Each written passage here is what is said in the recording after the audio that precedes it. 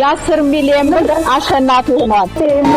ስውሯ ማርያም ተረዳችሁ ነት ወረቀት ላይ ጽፎ ነበር ማለት መቤቴን የቅቤ እምነትና ቅባ ቅዱስ አላከች ሰጠች። በስውር ነው ስውር ቦታ ቅቤ እምነቷ በኩንታል ከመርካቶና ከጫጫ ነው የሚገባው።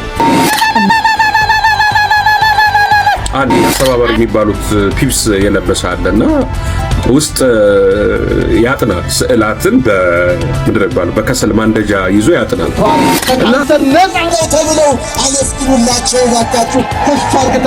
ከመርካቶ የመጣውን አሽገው አከፋፍለው አዘጋጅተው ጨርሰው ወደ ስውሯ ማርያም ሲገባ በዚህ በካርቶን መልክ ይታያል።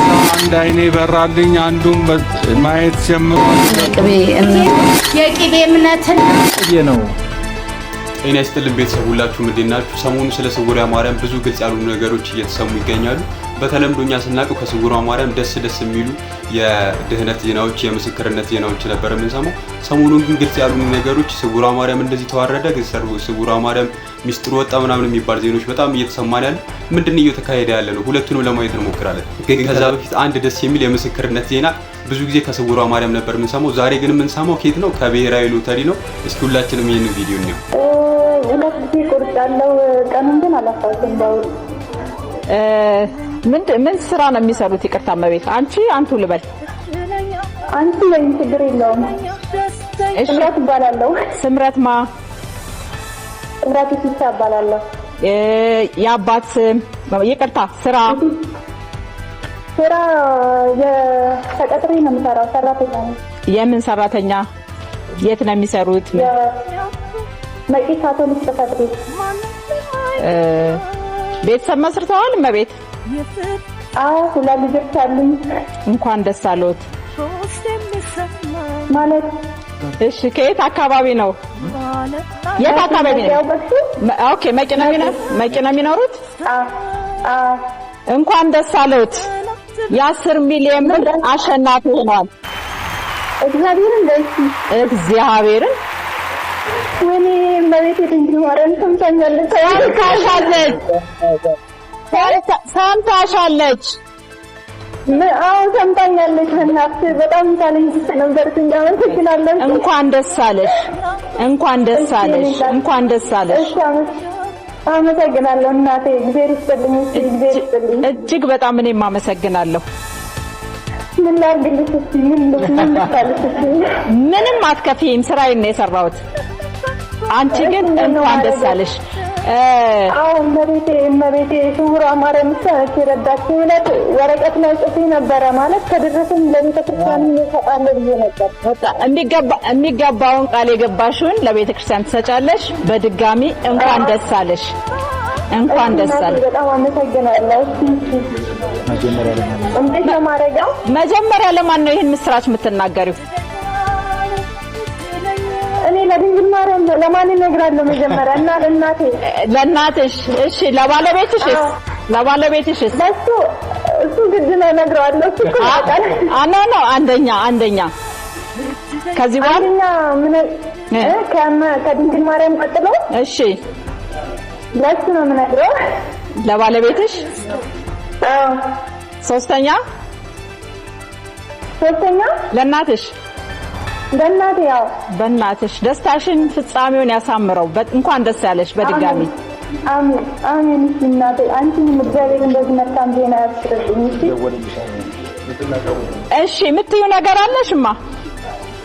ምንም ብላ ነገር የለም። በቃ እግዚአብሔር ይባርክሽ ሁሉንም ነገር። እኔ ተወጣይ እህታችን ለድንግል ማርያም ለእመቤታችን ነግራት የ10 ሚሊዮን ብር ተሸላሚ ሆናለች። ዜናው የተሰማው ከየት ነው? ከብሔራዊ ሎተሪ መሆኑ ደግሞ በጣም ደስ የሚል ዜና ነውና ላንቺ የደረሰች ለኛም ትደረስልን እመቤታችን። እንኳን ደስ አለሽ።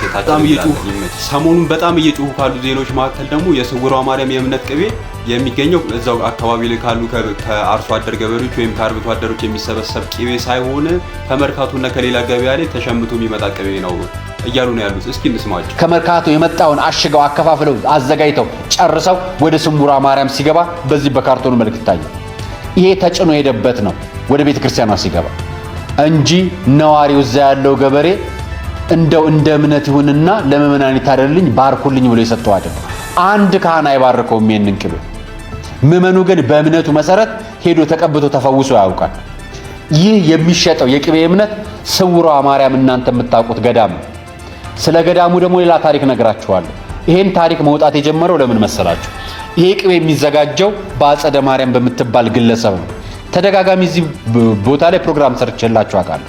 አጸደ ማርያም ቅባ ቅዱስ ታዘጋጃለች፣ ቅቤ ታዘጋጃለች። ቅቤ እምነቷ በኩንታል ከመርካቶና ከጫጫ ነው የሚገባው። እመቤቴ በስመ አብ ወልድ መንፈስ ቅዱስ ብሎ የሚባርከው ካህን የለም። በነገራችን ላይ አይደለም ከላም የሚገኝ ቅቤ ማለት ነው። እኛ ራሳችን የሰው ልጆች ጭንቅላት አለን ብለን የምናስብ ሰዎች በራሱ ስንት ቆሻሻ ሰርተን ረክሰን ኃጢአት ሰርተን በድለን ሄደን ታጥበን ጸርተን ነጽተን የምንመጣው ስውሯ ማርያም ባላት ቃል ኪዳን ባላት በተሰጣት ቃል ኪዳን ነውና ቅቤው ከዛ መጣ፣ ቅቤው ከጭርተራ መጣ፣ ቅቤው ከመርካቶ መጣ ምናምን ነገር ብዙ እዚህ አየር መያዝ ያለበት ነገር አይደለም። ባዶ እጃችን ጭንቅላታችን ቆሽሸን ሄደን በራሱ ጸርተን የምንመጣው ባላት ቃል ኪዳን በመሬቷ በምድሯ ነውና ብዙ አትጩሁ። ለምንድን ነው ይሄ ጩኸት ያስፈልገው? ለምን ኦርቶዶክስ ከሆናችሁ ውስጥ ለውስጥ ተነጋገሩ። ችግር ካለ አባቶች ጋር ተነጋገሩ። የራሳችንን ችግር ራሳችንን እንፍታው። ውስጥ ለውስጥ ተነጋግረን የቤተሰብ ችግር እስከሆነ ድረስ ውስጥ ለውስጥ ለህዝቡ ስለቀረበ ምንድን ነው የሚፈጠረው ነገር? ወይስ ውስጥ ያላችሁ ሰዎች በራሳችሁ ውስጥ ያላችሁ ነው እንጂ የምትመስሉት ውስጥ ያላችሁ ሰዎች አይደላችሁ? ምንድን ነው ማዛባት የምትፈልጉት መረጃ? ዛሬ ሁሉንም ጉድ አፍረጠርጠዋለሁ። አንድ ማፍረው ነገር የለም። ይቺ ከላይ የምትመለከቷት ሴትዮ ስውሯ ማርያም ላይ ከአባቶች በላይ ተደማጭ የሆነች ሴት ናት። እንደምትመለከቱት መገናኛ ለስውሯ ማርያም በጣም ብዙ ጉዞዎች የምታዘጋጀው እሷ ናት። ሌላ አንድም ሰው እንዲያዘጋጅ አትፈቅድም። ዋናው ችግር የመጣው እዚህ ጋር ነው። እሷ ብቻ ነው ሁሉን ነገር ማድረግ የምትፈልገው። ሌላ አንድም ማህበራት አንድም የተዋሕዶ ልጅ በራሱ ጉዞ አዘጋጅቶ ወደ ስውሯ ማርያም ለመሄድ በፍጹም ማይታሰብና ማይታለም ነገር ነው። ስለዚህ ማርያም በምትባል ግለሰብ ተደጋጋሚ እዚህ ቦታ ላይ ፕሮግራም ሰርቼላችኋል። አጸደ ማርያም እንደዚህ ያደረገች፣ አጸደ ማርያም እንደዚህ ያደረገች፣ አጸደ ማርያም እንደዚህ።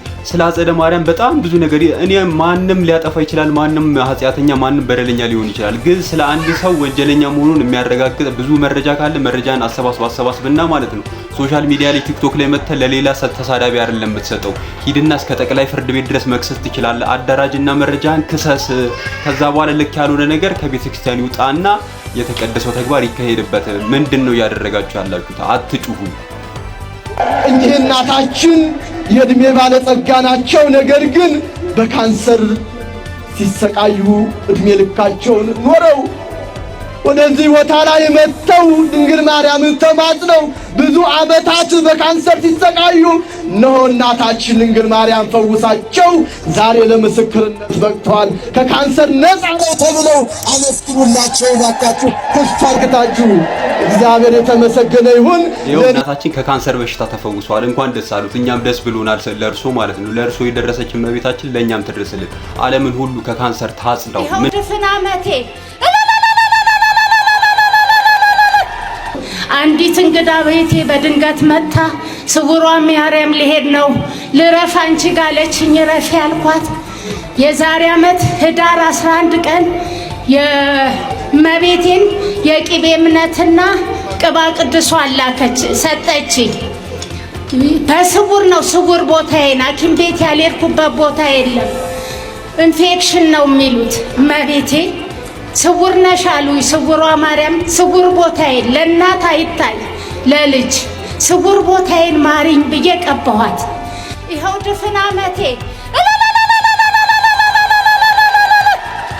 ደህና ሆኛለሁ። እንደገና አንድ ያልገባን ችግር አለ። ችግር በየትኛውም ቦታ ላይ ሊከሰት ይችላል። በቤት ውስጥም፣ በቤተሰብ ውስጥም፣ በአንድ ፋብሪካ ውስጥም፣ በቤተ ክርስቲያን ውስጥም በጣም ብዙ ችግር ተፈጥሮ ያውቃል። እየተፈጠረ ነው፣ ወደፊትም ይፈጠራል። ችግር የማይኖርበት ዘመንም ጊዜም ቦታም አይኖርም ማለት ነው። ግን ችግራችንን እንዴት ነው የምንፈታው?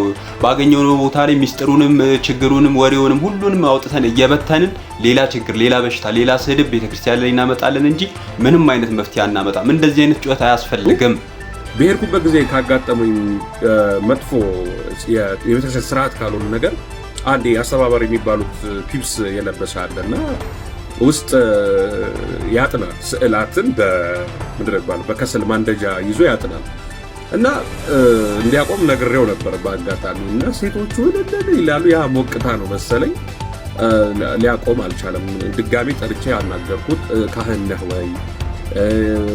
እኔ አሁን ቢያንስ ዲያቆን ነኝ አይደል? ግን ዲያቆን ሆኜ እንኳን የተቀደሱ ስዕላትን ማንም ፒፕስ የለበሰ ሰው አስተባባሪ ነኝ የሚል ሰው መጥቶ በዕጣን ማንደጃ ማጠን አይችልም። ልክ አይደለም ይሄ ስርዓት የምትል ከሆነ ይሄንን ማውራት ያለበት ሚዲያ ላይ መተን ለሌላ ሰው አይደለም ማውራት ያለበት። ሂድ አንተ ዲያቆን ነኝ ብለሃል አይደል? ሂድና ከአባቶች ጋር ከካህናት ጋር ተመካከር፣ አውራ፣ ስልክ ደውል፣ ተነጋገር፣ ሄደ በአካል አውራ። ህዝቡ ምን ያድርግ? እዚህ ጋር መጥቶ እኔ ሄጄ ምን ላድርግ? ማነው ካህን ያለውን ሰው ስላጠ ነው? ምንድነው ህዝቡ ማድረግ ያለበት ነገር? ወይስ መረጃ ማስተላለፍ፣ ማንቋሸሽ፣ ማጣጣል የምትፈልገው ሰው አለ? ምንድነው እንደዚህ የምታደርጉት? መጣ ሁለት አይኔ አያይም ነበረ። በሰው ተመርቼ ነው የመጣሁት። ከዛ አንድ አይኔ በራልኝ፣ አንዱም ማየት ጀምሯል፣ ሁለቱም አይቶልኛልና ድንግል ማርያምን አመስግኑልኝ። የምታዩት በምሪት ነበር የመጣው። ሁለቱም አይኖ ጨልሞ ነበር። 7 ቀን ጸበሏን ተጠምቆ ብርሃን መለሰችለት። ኧረ አመስግኑለት፣ ከፍ አደረጋችሁ። ጌትዬ እንኳን መብርሃን ሰማች፣ እንኳን አይነን አበራችልን። ላንተ አይነን ያበራችን እመቤታችን ድንግል ማርያም ለኛም አይነ ልቦናችንን ታብራልን። የራሳችን ጠላት ራሳችን እንዳንሆን ትጠብቀን፣ አይነ ልቦናችንን ታብራልን። አሚን። መልካም ጊዜ። ቻው።